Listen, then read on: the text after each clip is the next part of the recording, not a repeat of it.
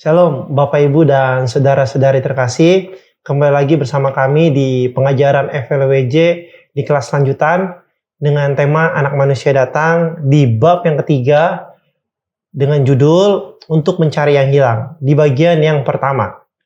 Dan pengajaran pada hari ini akan disampaikan oleh Ibu Evangelis Novika de Velas. Salam Bu. Shalom. Salam. Dan pengajaran pada hari ini akan dibahas dan dipersilakan untuk Ibu Evangelis Novika de Velas. Dipersilakan. Ya, baik. Shalom Bapak Ibu semua dan saudara-saudari terkasih. Sebelum mulai kita akan bersatu di dalam doa. Bapak, terima kasih pada hari ini kami kembali berkumpul dalam Zoom. Walaupun kami tidak dapat bertemu muka satu dengan yang lain, tapi kami memiliki kesatuan hati untuk kami dapat belajar tentang Engkau, mengenal Allah yang hidup dengan segenap hati kami, dan berikan kami hikmat, inspirasi Roh Kudus untuk kami dapat mengerti dan memahami Bapa. Terima kasih Bapa, di dalam nama Tuhan Yesus Kristus kami sudah berdoa dan mengucap syukur. Haleluya, amin. Amin. Hari ini kita akan belajar dengan judul Untuk Mencari Yang Hilang. Tapi khusus untuk bab ini, karena cukup panjang materinya, maka saya akan membagi jadi 3 bagian. Hari ini kita akan masuk di bagian yang pertama. Oke, yuk mari kita baca dari Lukas 19 ayat 10. Ayat 10. Lukas 19 ayat 10. Sebab anak manusia datang untuk mencari dan menyelamatkan yang hilang. Anak manusia datang untuk mencari dan menyelamatkan yang hilang. Siapa yang hilang, Bapak Ibu? Anak manusia datang. Dia adalah anak tunggal Allah. Dia datang ke dunia mengambil wujud sebagai manusia dalam daging, memberikan dirinya, memberikan tubuhnya, memberikan darahnya untuk menyelamatkan dan mencari yang hilang. Dan siapakah yang hilang? Yang hilang adalah saya, kita semua. Orang yang mengaku sebagai orang yang berdosa yang terhilang. Kita semua yang perlu pertolongan Tuhan. Maka Allah yang begitu besar kasihnya akan manusia, akan dunia ini, yang memberikan satu-satunya anaknya yang tunggal. Memberikan darahnya, memberikan tubuhnya, agar kita semua memperoleh keselamatan. Keselamatan Bapak Ibu tidak dapat dibandingkan dengan apapun yang ada di dunia ini. Keselamatan tidak mengenal suatu peradaban. Ada peradaban zaman purbakala. Apakah keselamatan hanya ada di zaman purba, zaman dahulu, atau hanya ada di abad sebelum tahun 2000 atau sebelum Masehi? Tidak demikian. Keselamatan adalah yang bersifat kekal. Keselamatan tidak lekang waktu. Keselamatan adalah yang kekal abadi. Jadi ketika kita menerima keselamatan, kita menerima suatu keselamatan yang kekal dan abadi. Anak Allah harus datang dalam wujud tubuh agar ia dapat memberikan darahnya. Karena Ibrani 9 ayat 22 katakan, tanpa penumpahan darah tidak ada pengampunan. Mari kita baca Ibrani 9 ayat 22. Ibrani 9 ayat 22 ya. Ya. Dan hampir segala sesuatu disucikan menurut hukum Taurat dengan darah. Dan tanpa penumpahan darah tidak ada pengampunan. Tanpa penumpahan darah tidak ada pengampunan. Tanpa penumpahan darah tidak ada pengampunan. Maka anak manusia datang sebagai tubuh dalam daging. Allah menghendaki anaknya untuk mengambil wujud sebagai manusia, memiliki darah, memiliki daging, agar dapat menumpahkan darahnya, sehingga manusia yang berdosa ini, kita semua memperoleh hidup, memperoleh keselamatan, Bapak Ibu. Apakah keselamatan dapat dibayarkan dengan kekayaan materi? Tidak bisa, Bapak Ibu. Hanya dengan engkau percaya di dalam nama Anak Allah. Itulah satu-satunya jaminan engkau mendapat keselamatan. Coba kita baca Yohanes 3 ayat 18. Yohanes 3 ayat Ayat 18. 18. Barang siapa percaya kepadanya, ia tidak akan dihukum. Barang siapa tidak percaya, ia telah berada di bawah hukuman, sebab ia tidak percaya dalam Anak Tunggal Allah. Jadi, barang siapa percaya kepadanya, ia tidak akan dihukum, tapi barang siapa tidak percaya, ia berada di bawah hukuman, sebab tidak percaya di dalam nama Anak Tunggal Allah. Hanya satu nama yang perlu kita percaya Bapak Ibu. Tidak ada lagi nama di bawah kolong langit ini yang dimana kita bertekuk lutut. Kisah Para Rasul 4 ayat 12, ayo kita sama-sama baca. Kisah Rasul 4 ayat 12.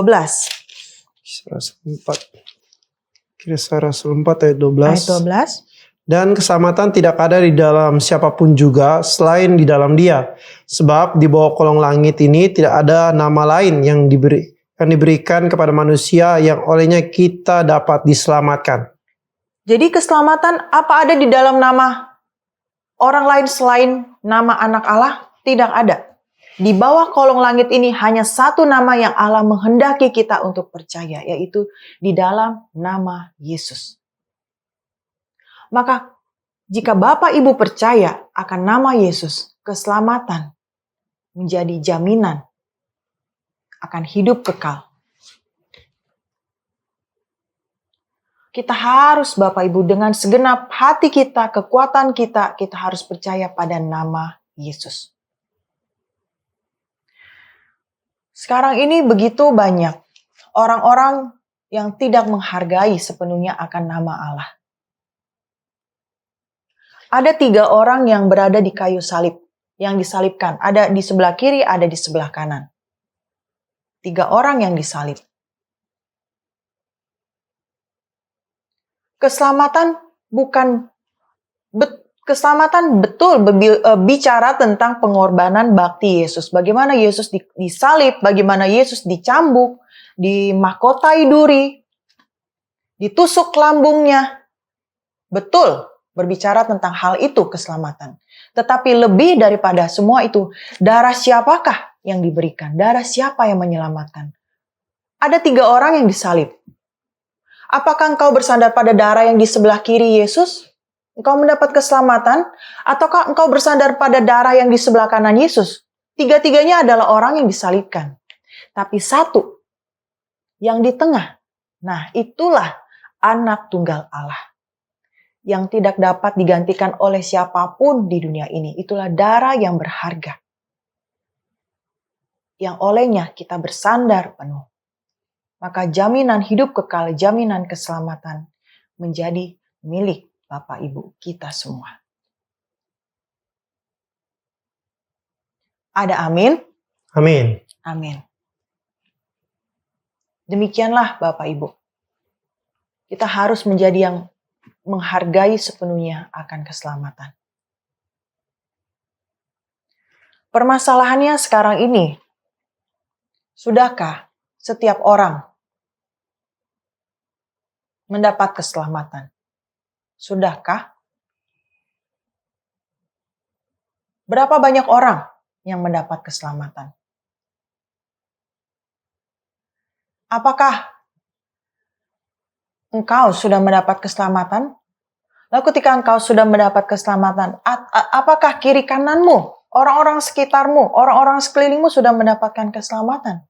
Apakah engkau memiliki kerinduan, memiliki kasih untuk mereka juga mendapat keselamatan? Jika hari ini kita mengetahui betapa berharganya keselamatan, marilah kita memberitakan kabar sukacita, kabar tentang keselamatan, jaminan keselamatan yang akan kita dapat di dalam nama Anak Tunggal Allah.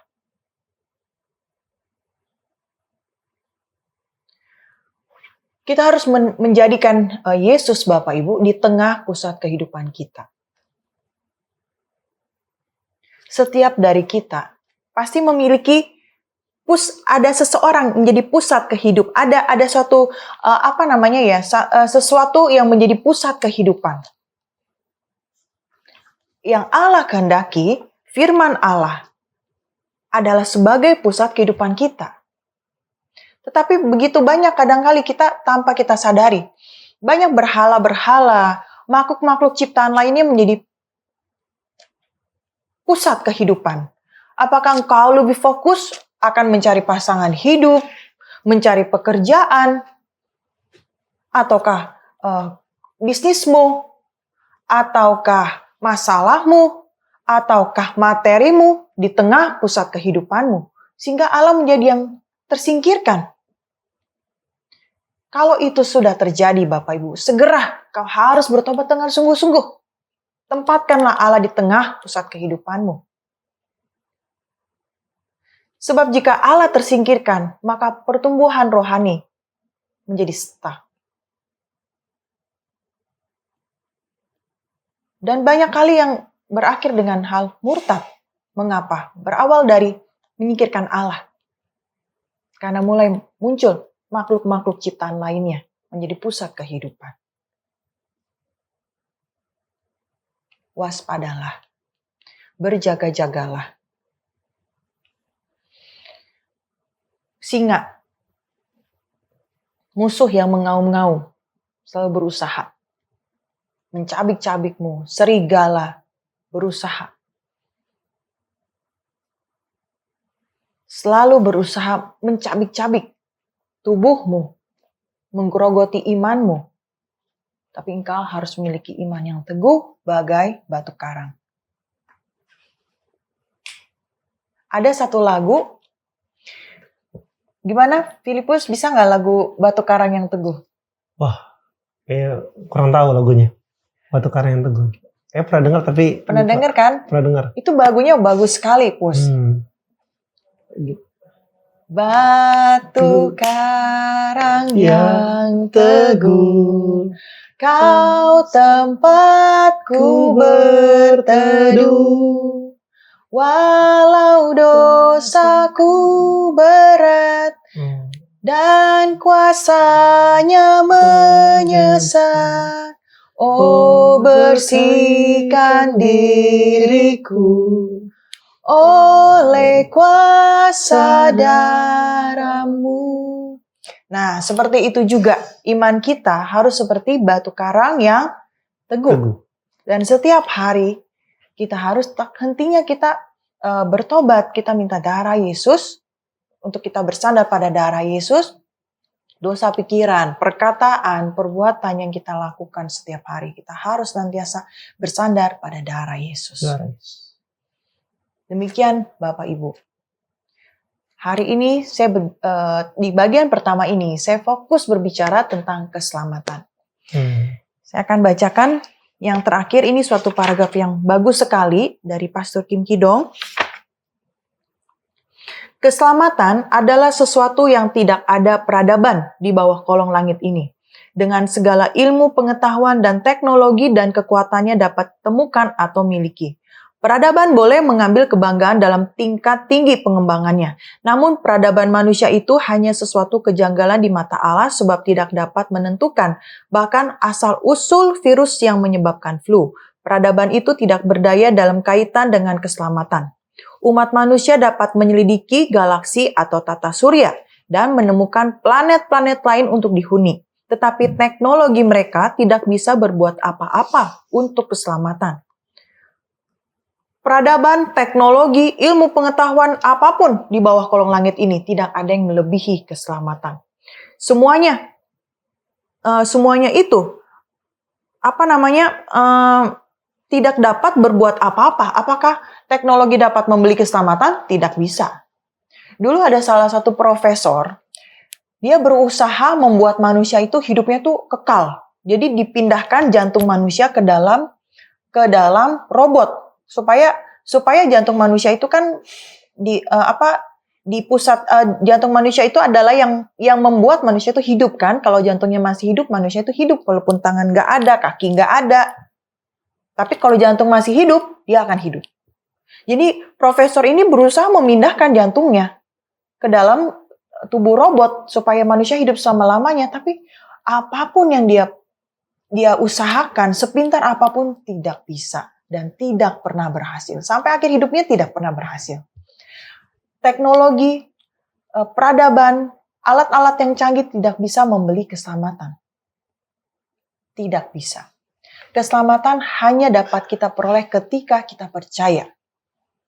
ketika kita percaya. Kita percaya di dalam nama Yesus. Anak Tunggal Allah, Yesus. Demikianlah Bapak Ibu. Begitu berharganya suatu keselamatan. Begitu berharganya nama darah Yesus yang sudah diberikan bagi kita. Bapak Ibu harus percaya dalam nama Anak Tunggal Allah. Demikian firman ini saya beritakan. Kiranya Bapak Ibu dapat menguatkan roh jiwa Bapak Ibu dan menjadi berkat rohani bagi Anda sekalian semuanya. Shalom. Oke. Terima kasih. Terima kasih Ibu Evangelis Novika atas pengajarannya yang telah disampaikan di bagian yang pertama ini dengan judul untuk mencari yang hilang.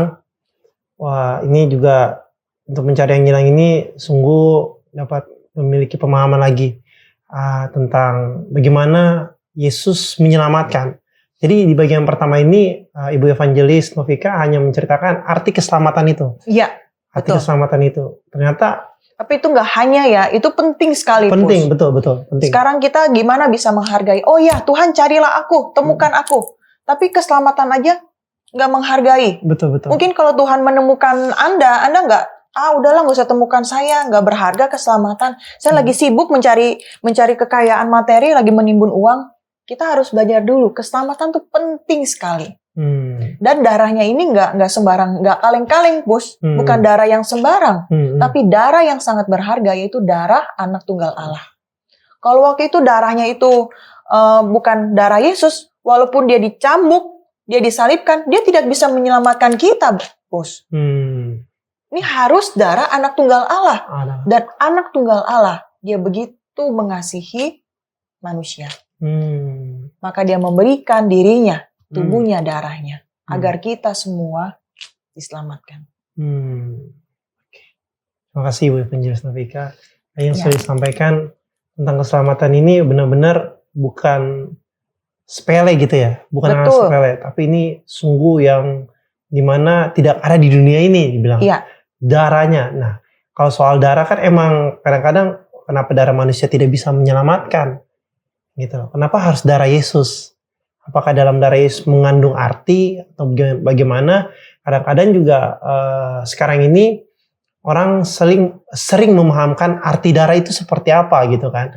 Kadang-kadang mereka sering menghayal, membayangkan gitu kan, sering membayangkan darah itu yang seperti darah yang merah-merah atau gimana gitu. Dan sekarang orang mencari darah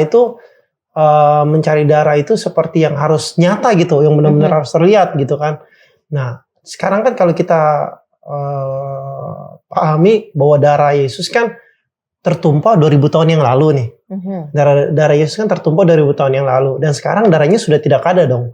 Itu kan darah yang gimana ya, yang mungkin darah yang sudah dicurahkan di kayu salib 2000 tahun yang lalu, dan sekarang orang salah memahami arti tentang darah ini. Tentang darah ini, Ibu Evangelis. Jadi gimana untuk pemahaman yang seperti itu? Baik.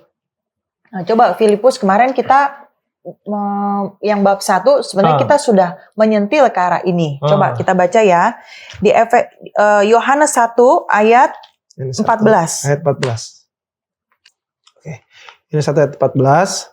Firman itu telah menjadi manusia dan diam di antara kita. Dan kita telah melihat kemuliaannya, yaitu kemuliaan yang diberikan kepadanya sebagai anak tunggal Bapa, penuh kasih karunia dan kebenaran.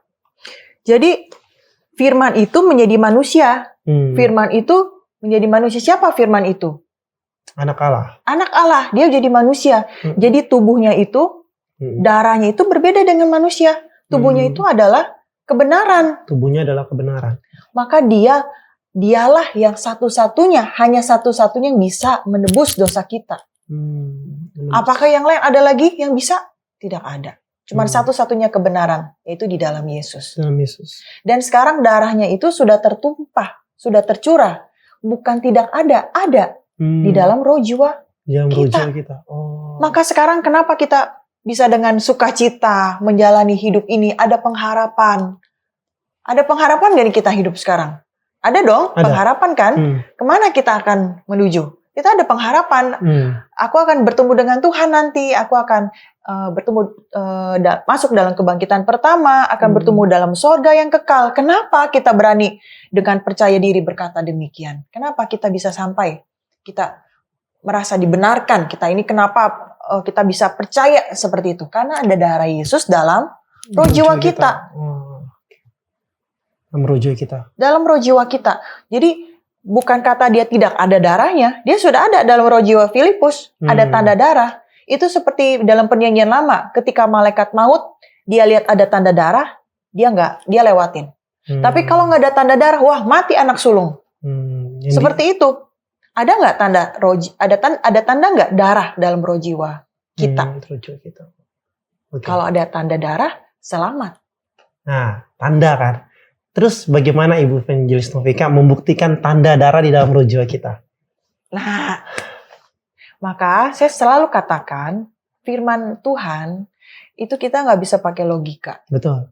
Apakah di dada Filipus terus ada orang yang percikin dari trap gitu? Ada. Enggak kan? Atau ada beberapa suku yang pakai coret-coret di muka gitu, Iya. cat-cat merah? Enggak. Iman pun kita bisa bedain nggak? Kalau bisa kita bedakan nggak orang yang memiliki iman sama orang yang nggak memiliki iman? Nggak bisa kan kita bedakan? Betul. Berbicara tentang iman, kepercayaan kita ini kita percayakan sesuatu yang tidak terlihat. Allah adalah roh. Allah sendiri, apa Filipus lihat nggak ada Allah nggak?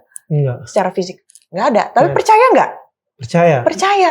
Yang ada tanda darah Yesus, ada darah Yesus dalam roh jiwa Filipus. Percaya nggak? Percaya. Apa harus lihat ada darah merah-merah gitu di chat? Enggak kan? Ini kan bukannya hal yang fisik. Betul. Tapi kamu percaya dengan segenap hatimu bahwa itu ada. Dan Allah melihat imanmu. Jadi apa buktinya? Bukti tanda ada darah dalam roh jiwa saya. Mungkin kalau saya saya untuk kalau membuktikan saya sudah menerima darah Yesus itu ya saya beribadah, memberikan persembahan dan melayani. Tanda darahnya. Karena tanda darah bukti, itu secara tindakan. Iya, secara tindakan. Tetapi secara batin, apa bukti Filipus telah menerima darah Yesus? Apa bukti kita telah menerima darah Yesus? Ada sukacita Allah dalam roh jiwa kita. Ada suatu pengharapan. Filipus merasakan nggak? Aku ada suatu pengharapan loh. Walaupun dalam dunia ini penuh kesesakan, mungkin ada suatu hal yang menghambat. Ketika percaya Yesus banyak penganiayaan, tapi ada suatu pengharapan, ada kekuatan. Itu suatu bukti. Kau tidak merasa sendiri. Tapi kalau orang nggak percaya Yesus, waktu dia dalam masalah, mungkin dia udah langsung gantung diri, bunuh diri. Begitu banyak itu terjadi, bukan? Nggak punya pegangan hidup. Tapi kita yang memiliki iman, kita ada darah Yesus, kita ada suatu pengharapan, ada damai sejahtera Allah, kita ada sukacita Allah. Dalam roh jiwa kita meluap sukacita. Sukacita. Buktinya lagi, kita pergi kemana-mana memberitakan tentang Yesus. Karena kita begitu bersukacita, Tuhan aku sukacita, aku mendapat jaminan hidup kekal. Dan kita membagikan lagi. Itu suatu bukti, semuanya itu adalah bukti. Berarti memberitakan Injil itu adalah bukti tanda keselamatan. Oke. Tapi kalau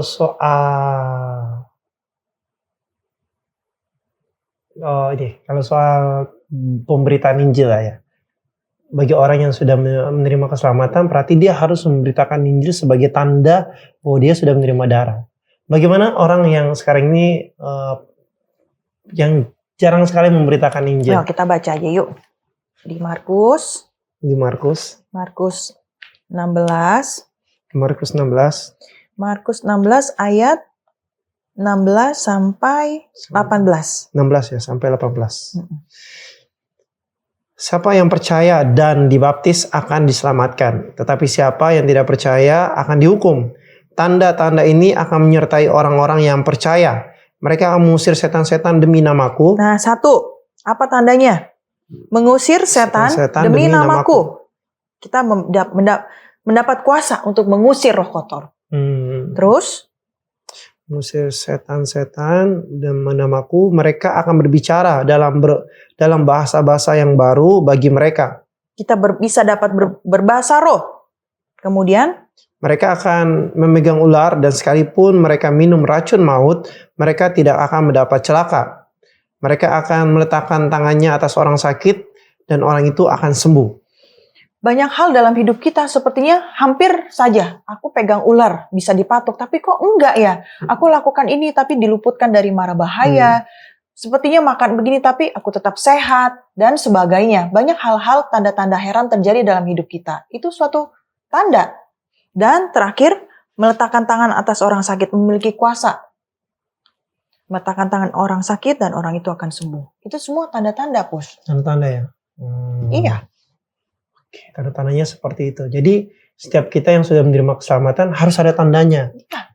Jadi kalau orang yang tidak memiliki tanda, dia hanya sekedar percaya dong. Sekedar percaya, maka kita pun harus memegang kita waktu kita udah dibaptis, kita sudah diselamatkan, kita menerima nama Yesus dalam roh jiwa kita seperti memegang uang. Memegang uang cash, uang resmi dari Bank Indonesia. Kita lakukan ini semua, mengusir setan, menyembuhkan orang sakit pada saat memberitakan Injil dengan berani. Tapi kalau orang percaya yang setengah-setengah, benar nggak ya? Ya udah, aku kayaknya ya udah sekedar datang ke gereja aja, menjadi pendengar aja. Aku percaya sih Yesus, udah cukup rasanya, nggak usah yang karya-karya yang hebat-hebat begitu ya, kayaknya karya yang ajaib terjadi. Udah aku datang ke gereja aja. Itu orang percaya tapi ragu. Harusnya engkau buktikan, lakukan ini semua. Seperti engkau memegang uang, berani dong belanja ke Indomaret. Iya. Belanja ini, ini uang cash loh. Asli loh, resmi loh. Belanjakan. Lakukan ini. Lakukan apa yang ada tertulis. Iya. Jadi percaya ini bukan sekedar ini, Pus. Bukan sekedar kita renung-renungkan. Praktekkan. Praktekkan ya? Oke. Praktekkan. Bahwa benar ada tanda keselamatan itu ya? Iya. Oke. Jadi betul. Orang yang menerima keselamatan harus ada buktinya juga. Jadi bukan sekedar percaya datang ke gereja itu masih belum cukup. Masih belum cukup kayaknya. Jadi waktu kita menerima keselamatan, ini tanda menyertai. Tanda itu menyertai. Ini sebagai bukti. Sebagai bukti. Tapi masalah tanda ini terjadi atau enggak, itu tergantung iman setiap orang. Berani nggak lakukan ini? Mempraktikkan nggak? Tergantung iman setiap orang. Ada orang yang baru percaya, tanda-tanda heran itu terjadi karena dia begitu percaya dan dia memiliki keberanian. Tapi ada orang yang udah percaya puluhan tahun, tapi kehidupan imannya begitu-begitu saja. Itu tergantung iman masing-masing. Dia memilih, udahlah aku begini-begini saja. Itu tergantung dari iman masing-masing. Iman masing-masing ya. Baik, oke, mungkin sebagian terakhir tergantung diri sendiri. Jadi tergantung pada diri kita sendiri masing-masing. Masing-masing ya. Oke. Ya. Sebagian terakhir, sebagian terakhir, jadi bagaimana kita yang sudah menerima keselamatan mempertahankan keselamatan itu? Karena mungkin orang di tengah-tengah kita nggak tahu kondisi dia seperti apa. Mungkin karena dia lagi fokus untuk karir atau untuk mencari kehidupan ekonominya, kita tidak tahu. Bagaimana supaya orang-orang yang seperti itu yang melakukan kehidupan mereka sehari-hari dan untuk mempertahankan keselamatan yang ada dalam rujuannya bagi mereka, orang-orang yang sudah menerima keselamatan, Ibu Evangelis. Pertama, percaya dan taat. Percaya dan taat. Oke. Perintahnya demikian, lakukanlah. Lakukan. Perintah Tuhan katakan demikian, lakukanlah. Kemudian yang kedua, di pusat kehidupan harus ada Tuhan di pusat kehidupan. Jadi di pusat kehidupanmu itu harus Tuhan. Di pusat kehidupan. Oke. Jadi apakah engkau bekerja, ataukah engkau kuliah, ataukah engkau sedang meniti karir dan sebagainya. Itu tidak menjadi suatu permasalahan. Kita masih dalam dunia, kita bekerjalah dengan giat. Sekolahlah dengan giat. Meniti karir, titilah karir dengan baik. Tapi siapa yang menjadi pusat kehidupanmu? Tuhan. Pusat kehidupan. Jadi waktu kita di perhadapan, kita tahu mana prioritas. Harus Tuhan jadi prioritas. Tuhan jadi prioritas. Prioritas utama. Ya. 2 poin itu ya. 2 poin itu. 2 poin itu sudah mempertahankan keselamatan kita. Iya, Kayak seperti lagu yang dinyanyikan oleh Ibu Evangelis, batu karang yang teguh. batu karang yang teguh. Oh iya, karena tadi seperti Matius yang katakan gereja ini akan dibangun di atas batu karang. Batu karang, betul. Gitu. Jadi kalau tidak ada batu karang, maksudnya tidak mempusatkan ya, tidak mempusatkan Tuhan sebagai yang utama, maka kita tidak akan terombang-ambing. Iya. Yang akan terombang-ambing walaupun kita sedang beraktivitas apapun yang kita lakukan, pasti kita tahu siapa pusat kita, gitu kan ya. Siapa yang harus kita taati, siapa yang harus kita sembah. Iya. Kalau kita nggak batu karang, pasir mudah lengser nanti, Pus. Ada angin, mudah angin langsung goyah ke kiri kanan lengser. Iya. Tapi iman kita harus berada di batu karang. Iya. Itulah cara kita mempertahankan keselamatan. Iya. Oke, terima kasih Ibu Evangelis Novika atas pengajarannya. Dan berakhir sudah pengajaran pada hari Kamis ini. Bagi Bapak Ibu yang mempunyai pertanyaan, harap hubungi kontak yang sudah tertera di deskripsi di YouTube ini. Terima kasih. Dan akhir kata, salam Berea. Mari kembali kepada firman yang tertulis. Sarange.